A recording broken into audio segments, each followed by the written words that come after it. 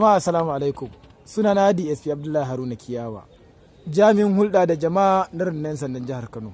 Biyo bayan umarnin babban sufeto general na 'yan sanda na ƙasa, IGP Alkali Baba Usman, PSC Daga NPM FDC da kuma ƙudurin mai girma kwamishinan 'yan sandan jihar Kano CP Sama'ila Sha'ibu Dikko FSI, wato umarni da ƙuduri na tabbatar da zaman lafiya a wannan jihar tamu ta Kano mai albarka. Ubangiji Allah maɗaukakin sarki ya bamu nasara.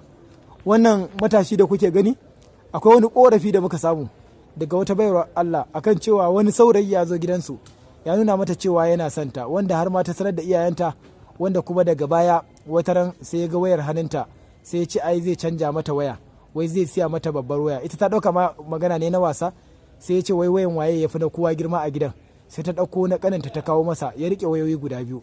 Daga nan kuma sai ya ce mata kash, ai ɗan mukullin mota na neme shi na rasa, saboda haka ku taya ni a duba.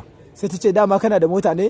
Sai ya ce wai ai yayi fakin din motar a can bakin titi, wanda ya ce to da Allah a taimaka a je a duba. Wanda sun dukufa, wannan yayi nan, wannan yayi can, ana duba dan mukullin mota, shi kuma ya samu wani lungu ya gudu da waɗannan wayoyin nasa guda biyu, tun daga nan ya kashe waya. Bayan samun wannan korafi, kwamishinan 'yan sanda CP Sama'ila Sha'ibu Dikko FSI ya tada dakarun 'yan sanda a ƙarƙashin jagorancin DPO na sharaɗa SP Abdulrahim Adamu, tare da basu umarnin lalle duk inda wannan matashi yake barawo a kamo shi, wanda Allah maɗaukakin sarki a sintiri da aka faɗaɗa, wanda kwamishina ya bada umarni aka cafko shi. To gashi dai kuma ya tabbatar mana da cewa kwarai kuwa shine, kuma ba ma iya wannan yawa ba, yawanci yakan yi wa 'yan mata hakan da sunan soyayya. To an ce fa waka bakin mai ita, aka ce me tafi daɗi gaskiya. To bismillah, me sunanka da ƙarfi? Sunana Muhammad Saifullahi. Na? Sunana Muhammad Saifullahi. Shekarunka nawa? Shekara ta 22. Da ƙarfi a ina kake da zama? Shekara ta 22, ina unguwar Ja'in. To ga ka a hedikwatar 'yan sanda, ba mu labari me kai ka zo nan? Abin da na yi kamar yadda kai bayani shine abin da zan maimaita. Na ce ina son ta, kuma da gaske ne ina son nata. To kuma bayan na je sai muka yi magana da ita cewa akan zan canza mata wata wayan.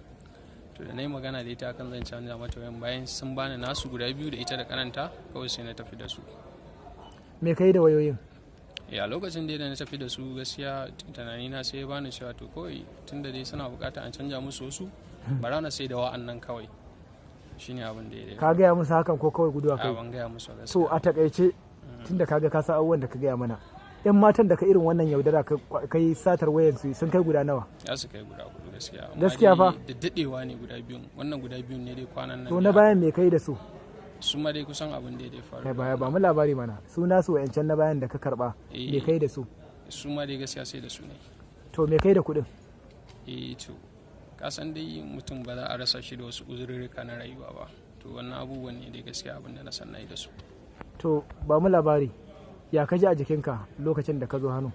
Gaskiya na ji wani iri haka dai, yanayin nadama ta sauka sosai a tare da ni, wanda ina fatan cewa insha Allah rabbi irin haka ba za ta sake faruwa da ni a rayuwata ba. To yanzu gashi irin ku in mun kamo ku mun zo nan kun ce mata kuɗi haka, sai kaga mun saki bidiyon ku 'yan mata da yawa za su iya gane ka.